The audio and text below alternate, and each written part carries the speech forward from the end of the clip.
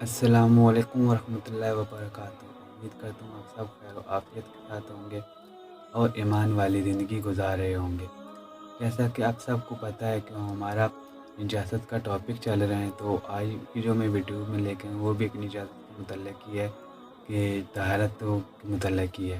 ٹھیک ہے، اس میں میں آپ کو بتاؤں گا کہ جو جبیرہ ہوتا ہے وہ کیا ہوتا ہے، اس پہ مسح کیسے کیا جاتا ہے، اس کا طریقہ کیا ہے، وہ کس طرح کے جبیرے پہ مسح کرنا جائز ہے، کس طرح پہ نہیں جائز ہے، کتنے دنوں تک کر سکتے ہیں، سارا اس کا جو مسائل ہیں وہ سارے آپ کے سامنے انشاءاللہ میں بیان کروں گا۔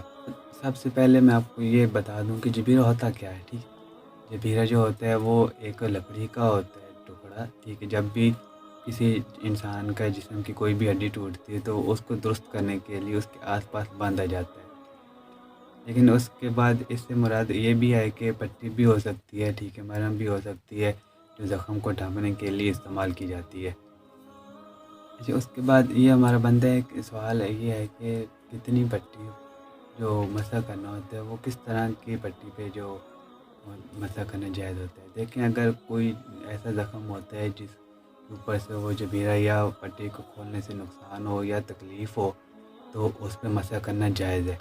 اگر تکلیف نہ ہو، ٹھیک ہے، تو پھر اس پہ مسح کرنا جائز نہیں ہے، اس کو کھولنا پڑے گا، مکمل کھول کے پھر اگر دھونے سے نقصان نہ ہو تو پھر دھو لینا چاہیے، اگر دھونے سے نقصان ہو تو مسح کرنے سے نقصان بھی نہ ہو تو پھر مسح کرنا اس پہ واجب ہے۔ اگر اس پر مسح کرنے سے بھی نقصان ہو، زخم پہ اگر ہم مسح نہیں کر سکتے یا پانی نہیں لگا سکتے تو پھر ہم پٹی کے اوپر ہی وہ مسح کر سکتے ہیں۔ دیکھیں، اب اس کے بعد یہ آتا ہے کہ کتنی زیادہ جو پٹی ہوتی ہے یا بھیڑ ہوتا ہے اس پہ کتنے پہ مسح کرنا جائز ہے، کہ تھوڑے پہ کر لیں، سارے پہ کر لیں، آدھے پہ کر لیں، تو وہ کتنا جائز ہے۔ دیکھیں، اگر وہ جو بھیڑا جتنا بھی ہوتا ہے اس پہ سارے پہ مسح کرنا یہ ہوتا ہے، سارے پہ مسح نہیں کریں گے تو ہمارا وضو نہیں ہوگا۔